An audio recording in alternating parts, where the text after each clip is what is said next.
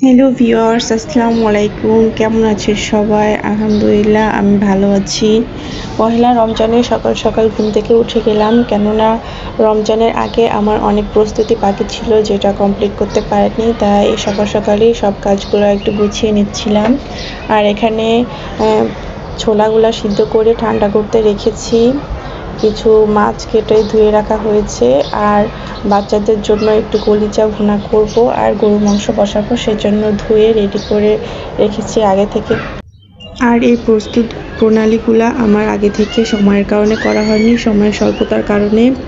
আর এদিকে কলিজা প্রায় ভুনা করা হয়ে গিয়েছে। এবার এর মধ্যে একটু গরম পানি অ্যাড করে ঢাকা দিয়ে রেখেছিলাম। আর মাছগুলো অলরেডি আমি প্যাক করে নিয়েছি। এখানে ছোট ছোট পোটলা করে আবার বড় একটা পলির মধ্যে করে ফ্রিজে রেখে দিব। আর এদিকে মাংসটাও ম্যারিনেট করে বসিয়ে দিয়েছি আমি। আর এখানে অনেকখানি মাংস আছে। রমজানের আগেই রান্না করে রাখার কথা ছিল, বাট সময় স্বল্পতার কারণে হয়নি। রমজানের শুরুতেই এটা রান্না করে ফ্রিজে রেখে দিব রমজানে খাওয়ার জন্য।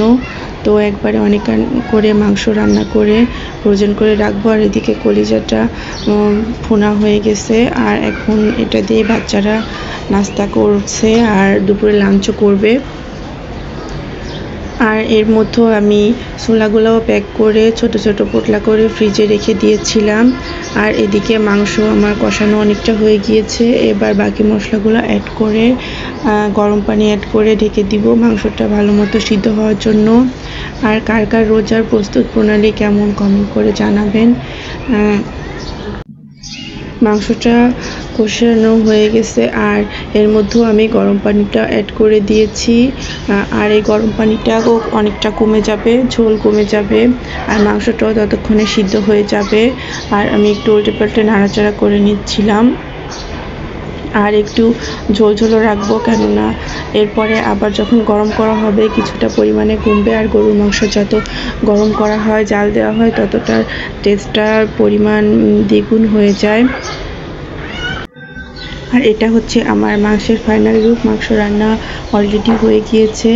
এখন আর মাংসগুলোকে ফ্যানের বাতাসে রেখে ঠান্ডা করে ছোট ছোট বক্সে করে রেখে দিব, যতটুকু পরিমাণ প্রয়োজন এক এক দিনের জন্য। আর এরপর আমি সব ইফতারের আয়োজনগুলো করে নিব। ইফতারের সব কাটাকাটি রেডি করতে একটু বেশি সময় লাগে। আর যেহেতু ফার্স্ট রমজান, তো প্রথম দিনে একটু রান্নাবাড়া চাপটা বেশিই থাকে।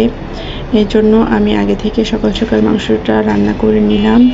তো সবাই ভালো থাকবেন, সুস্থ থাকবেন, আমাদের জন্য বেশি বেশি করে দোয়া করবেন। আপনাদের জন্য অনেক দোয়া আর ভালোবাসা রইল। আল্লাহ হাফেজ।